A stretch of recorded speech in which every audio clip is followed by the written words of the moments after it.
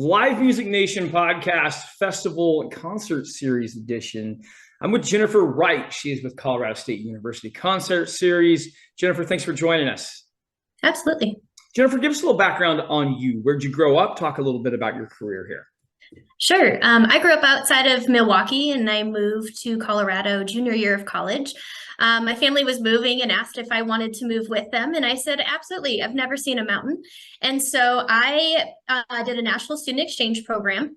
And I picked out my next university out of a brochure. It had mountains all over it. It was the University of Northern Colorado. I show up on day one and there was not a mountain in sight. So, kind of funny, but my time at UNC was minored in recreation and tourism management. I've been very deeply rooted in hospitality and event planning. I worked at Disney for about 6 years, was a cast member in a wide variety of roles. And ever since, I've been on that hospitality and event planning track. I've been an event coordinator, a caterer, a butler, event manager, conference planner, an executive assistant. I've worked in marketing and advertising for all of those types of events. And now I'm the Associate Director of Events at Colorado State University within University Marketing and Communications. What is it about the event planning and just that whole genre of getting people together? What is it about that you like so much that attracted you to it? I think what I love most is that each and every event is different. The challenges that are involved in each one of them are a lot of fun to be able to think on the fly or even beforehand to figure out how to make the event absolutely spectacular. I love thinking with the lens of what can be different, what can be creative, what can be new, how to engage with the attendees or audience members if it's a concert series, for example, and understanding what components we need to bring to make that event something that's memorable, something that people think back upon and are like, wow, that was really fun to attend. I can't wait to come back, next year or next time they offer it. Perfect. Okay, let's talk a little bit about the concert series. For the listener that's never been, describe it for the listener. What are they going to see? What are they going to hear? What are they going to smell, meaning the food? Give them a little idea of what they're going to experience. Oh, goodness. So the Lagoon Concert Series takes place in June and July each summer. There's been 26 years of this concert series. It is right on Colorado State University's campus.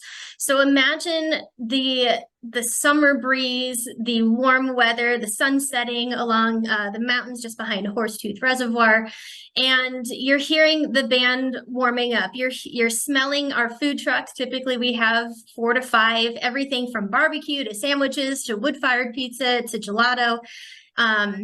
You are seeing families attend. We typically, on average, have about 2,500 attendees each Wednesday night, and that's, again, 6 weeks. These are families, these are our faculty, our staff, our students, our community members. They're picnicking, and I love also looking out and seeing everyone's dogs and pets that they bring too. I love being able to go and meet all of them. Also on site, what I think is really unique about this series is it is fully paid for by our sponsors, which is absolutely incredible. And so they are allowed to be on site. They have branded booths. You get to learn about all the resources that they have. And then being unique to Colorado State University is that we have the opportunity to involve our colleges, departments, programs, resources, our student organizations, and our researchers right on site. And so there's branded booths as well, and you get to have a hands-on interaction with all of them. It's absolutely spectacular, and different music each week too. So I think it was about 6 years ago we played the Lagoon Concert Series, and it really was unique to see the involvement from the community.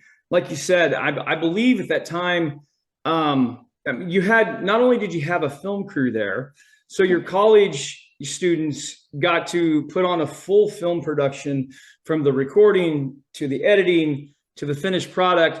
I believe you had a couple of athletic teams there. You had some younger groups there that were doing civic work. It really was a complete community involvement as it goes through there. Do you have any idea where they modeled that from?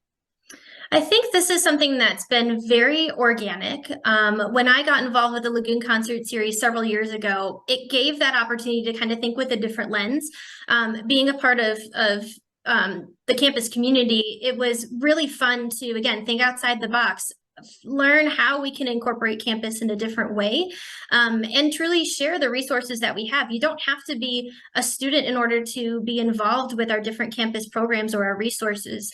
And so it's been really fun to be able to, again, think with that creative lens, bring something in different, involve our campus community with the external community, and really put on a spectacular evening under, the sun setting. Yeah, no, you have an incredible setting to make it happen. The hillside that it's on the park is spectacular on campus. It's absolutely is. It's one that really anyone listening, you must make this a destination if you're coming through the Rockies as you go through there. I always ask these two questions at every interview, Jennifer, because I am in live music and live entertainment. So I always just want to pick your brain a little bit. What is the best concert you've ever seen? Now, I know you've got a lot of concerts. You're just an hour or two drive from Red Rocks. You've got the Pepsi Center. You get a lot of concerts in Colorado. So I'm looking forward to this answer.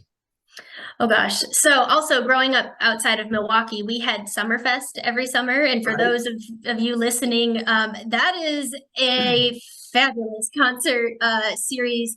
It's a massive, massive event lakeside with, I think it's like 12 or 14 different stages. You always have a headliner event, but literally music from 10 a.m. all the way until midnight.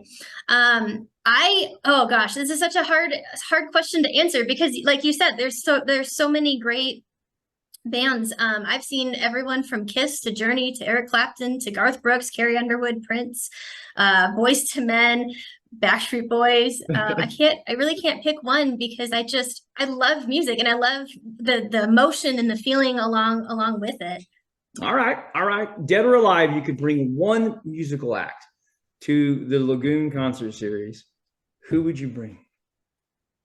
Okay, I'm going to not pick one, and here's why. I have a dream, and my dream is with our on-campus stadium, Credit Union Stadium, Canvas Stadium, is to have a series or a one-day only event that features bands from Colorado or band members from Colorado. So like Post Paradise, The Fray, Pretty Lights, Lumineers, Earth, Wind and Fire, Aerosmith, India RE.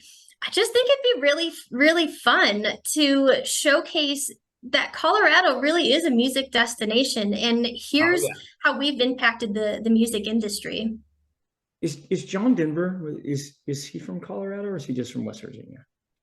I think he has roots here in Colorado, honestly. I always wanted to know that because he sings about West Virginia and he sings about Rocky Mountain High. I get so confused.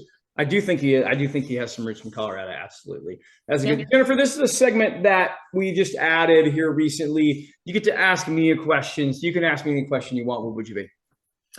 Okay, so since you are in the music industry and you've played the Lagoon concert series, if you could play anywhere in the world, where would it be? Yes. And why?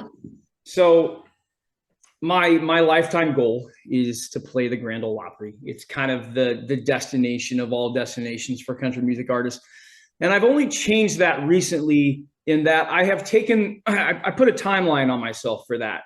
And then I realized that wasn't fair. And that patience is a virtue that I don't have. So now I will continue to say the Grand Ole Opry, and I don't care if it happens when I'm 40 or when I'm 80. The journey is what I'm learning about is just so good that I don't really care when it happens, but that's my ultimate goal. So that's a great question. And everything happens for a reason. So like every step gets you to your path in life of where you're ultimately meant to be. Yeah, absolutely. So I am learning patience as time goes on. Jennifer, how do people find out more about you in the Lagoon concert series? Absolutely. So there's two different websites to go to. The first is visit.colostate.edu. That's where you see all of our events, especially the Lagoon Concert Series and our other Summertime at CSU events. And then, of course, lagoonseries.com, specifically for Lagoon Concert Series. Perfect. Absolutely. Jennifer Wright, thanks for joining us today. I appreciate it. My pleasure. Have a wonderful day. You too. Well, baby, I'm on it with a bottle